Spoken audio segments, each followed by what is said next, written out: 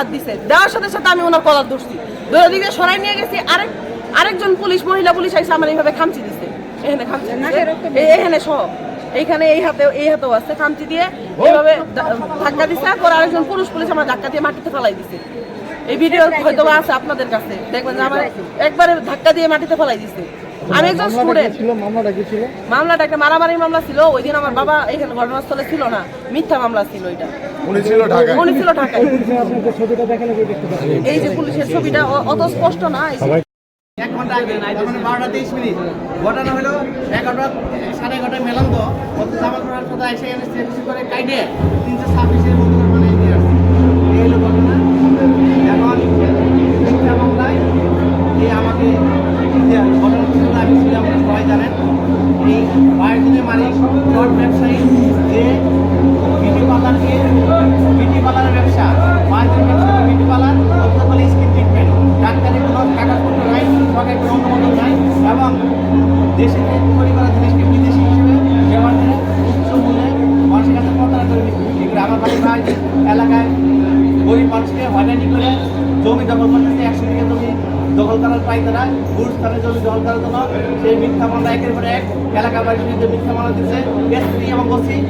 কোনো ঘটনার সত্যতা যাচাই না করে ওর টাকা নেয় আর মামলা করে এই বিষয়ে আইনজীবী স্বরাষ্ট্র সচিব আইন সচিব সহ উচ্চতম কর্তৃপক্ষ জানানো হচ্ছে তবুও এখন তো পুলিশের এই ধরনের কর্মকাণ্ড থামে নাই বরঞ্চ জুয়েল হুমকি দিচ্ছে দায়িত্ব যে বায়োজিনের মালিক বিভিন্ন জায়গায় বাংলাদেশের বিভিন্ন জায়গায় আমার কাছে মিথ্যা মামলা দেবে দিয়ে আমাকে কন্টিনিউ জেলে রাখবে সাধারণ মানুষজন আছে এলাকাবাসী তাদের কাছে জানতে পারে ঘটনা চাই দেখতে পারে কি ঘটনা কোনো ঘটনা ঘটে নাই আসলে বলতে গেলে সত্য কথা আমরা ওই ধরনের কোনো পরিবেশ মারামারি হয়ে এটা আমার চোখে পড়ে নাই হয় নাই হয়তোবা ঠেলা দেখা হতে পারে কিন্তু এই ধরনের পরিস্থিতি আমরা মোকাবেলা করি না এবং তারা করতে চাচ্ছিল আমরা তাদেরকে সর্বোচ্চ সতর্ক থেকে আমরা তাদেরকে বোঝাতে সক্ষম হচ্ছি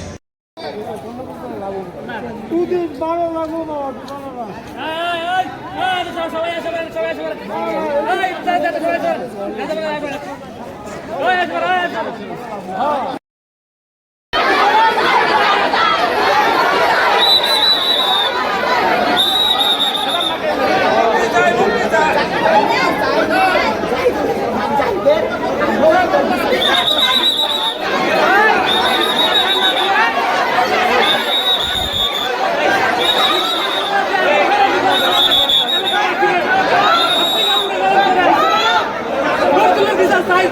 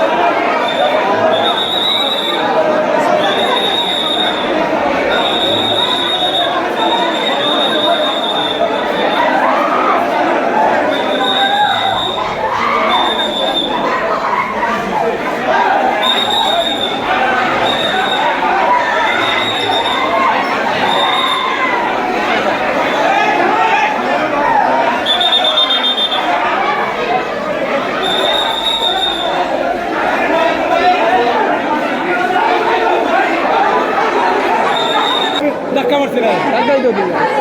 এটা আপনার কাজ না ভাই একটা ঘটনাকে খামতি দিয়ে ধরো গাড়িওয়ালা পুলিশ আছে এখানে গাড়িওয়ালা আরেকজন পুলিশ চাকরি ছড়াই দিচ্ছে